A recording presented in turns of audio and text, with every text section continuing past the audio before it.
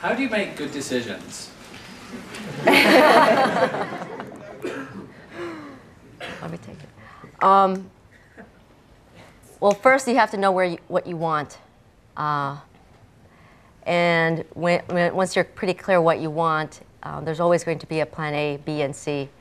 So that's the way I've made decisions. I mean, to some of the pins, the Rebecca's points around pivoting. Went to HP, left HP, went back to HP, but went back with a certain goal in mind, emerging markets. When I moved on beyond HP, I continued to be in remote applications. So I worked at the Moore Foundation as a consultant for 2 years.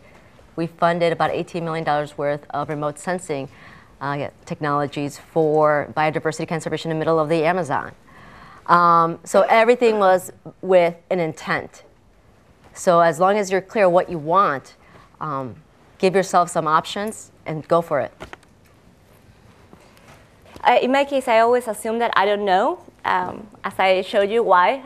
So I typically try to know who knows the piece of information that I need to have in order to make an informed decision.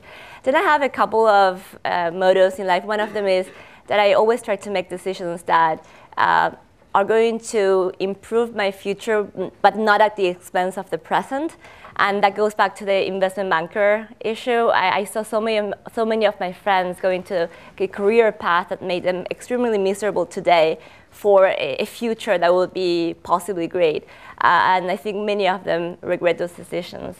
And also, depending on your life stage, I believe that being conscious of whether you want to narrow down your options by that decision or whether you want to increase the number of options with each decision you make, that's an important thing to take into account. When I was younger, I just wanted to create more options. So every decision I made, I wanted to make sure that it was not narrowing the number of possibilities that that particular decision would create in my life.